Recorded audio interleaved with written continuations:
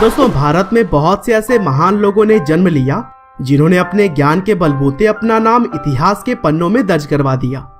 और ऐसे ही समझदार लोगों की लिस्ट में एक नाम सामने आता है आचार्य चाणक्य का, जो कि एक टीचर, फिलोसोफर, इकोनॉमिस्ट, जूरिस्ट और एक रॉयल एडवाइजर थे।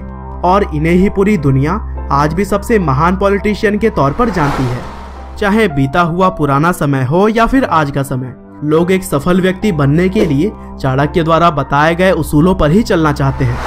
तो चलिए दोस्तों, आज के इस वीडियो में हम महान ज्ञानी चाणक्य की पूरी लाइफ स्टोरी को जानते हैं कि किस तरह से अपने अपमान का बदला लेने के लिए उन्होंने नंद वंश को खत्म कर मौर्य शासन की नींव रखी। हालांकि दोस्तों, इस वीडियो को स्टार्ट करने से पहले मैं आपको बताना चाहता हूँ कि चाणक्य की जो लाइफ स्टोरी है वो बहुत ही ज्यादा पुरानी है और इसीलिए कई सारे अलग अलग लोगों ने अपनी अलग अलग कहानियां बताई हैं। लेकिन आज इस वीडियो में मैं आपको वही बताऊंगा जिसके बारे में लोग ज्यादातर बातें करते हैं। तो दोस्तों, इस कहानी की शुरुआत होती है आज से करीब 371 ईसा पूर्व से, जब चनका नाम के एक गांव में चाणक्य का जन्म हुआ। और यह गांव बेसिकली उस समय गोला रीजन के अंतर्गत आता था। साथ ही चाणक्य को लोग कौटिल्य और विश्वगुप्त के नाम से भी जानते थे और बताया जाता है कि वह बचपन से ही बहुत ही ज्ञानी थे। और चाणक्य के तेज दिमाग को देखते हुए उनके पिता ने उन्हें तक्षशिला के एक प्रसिद्ध स्कूल में पढ़ाई करने के लिए भेज दिया। और वहां पर चाणक्य को अर्थशास्त्र और वेदों के बारे में अच्छी जानकारियां पाने का मौका मिला। और अपनी पढ़ाई पूरी करने के बाद से चाणक्य वहीं एक टीचर के तौर पर पढ़ाने लगे। और दोस्तों, चाणक्य के समय में एक जगह हुआ करता था पाटलिपुत्र, जिसे कि अब हम पटना के नाम से जानते हैं। और उस समय पाटलिपुत्र एक बहुत ही शक्तिशाली राज्य मगध का कैपिटल था, जहाँ पर नंद वंश का साम्राज्य था और वहाँ के राजा थे धनानंद। और दोस्तों, एक बार राजा धनानंद ने मगध के अंदर बहुत बड़ा सा यज्ञ करवाया। और जब यह यज्ञ चल रहा था उस समय चाणक्य भी वहीं पर मौजूद थे। और फिर चाणक्य ब्रह्मभोज के समय ब्राह्मण के गद्दी पर जा बैठे। लेकिन जब राजा धनानंद ब्रह्मभोज वाली जगह पर पहुंचे तब चाणक्य के पहनावे को देखकर उन्होंने भरी सभा में चाणक्य का मजाक उड़ाया और ब्रह्मभोज के बीच से ही उन्हें उठने का आदेश दिया।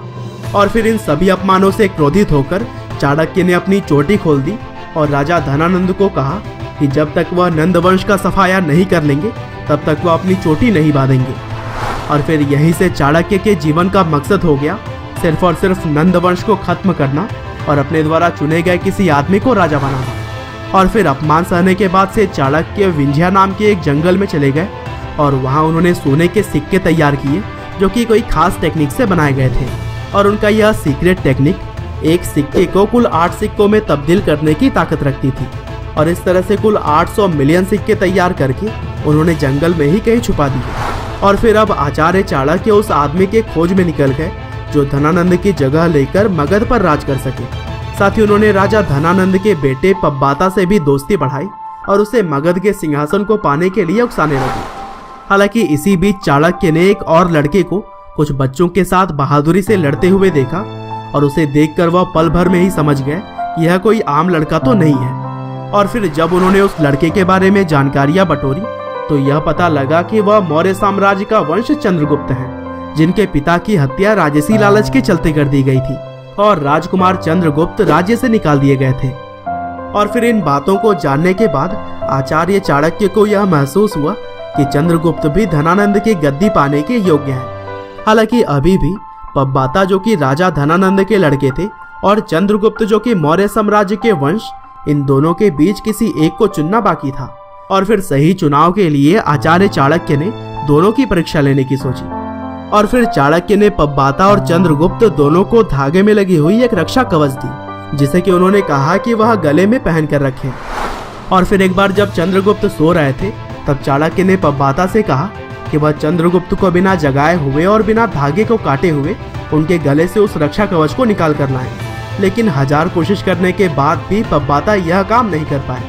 और फिर सेम यही काम पब्बाता के सोते समय चंद्रगुप्त से करने के लिए कहा गया। और फिर क्या था, चंद्रगुप्त ने तलवार उठाई और पब्बाता का सिर धड़ से अलग कर दिया और वह रक्षा कवच चाणक्य को लाकर दे दी। और इस तरह से चाणक्य को अब मगध का भावी राजा मिल गया था। और फिर चाणक्य ने अगले 7 सालों तक चंद्रगुप्त को राजनीति और शाही कर्तव्यों की सीख देनी शुरू कर दी।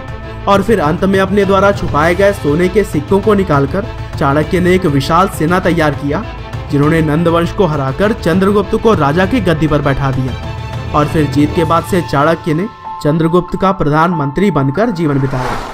और दोस्तों, इसी दौरान आचार्य चाणक्य ने 2 किताबें भी लिखी, जिसमें पहली थी चाणक्य नीति, और इस बुक में उन्होंने अच्छे शासक को कैसे शासन करना चाहिए इस बारे में बताया।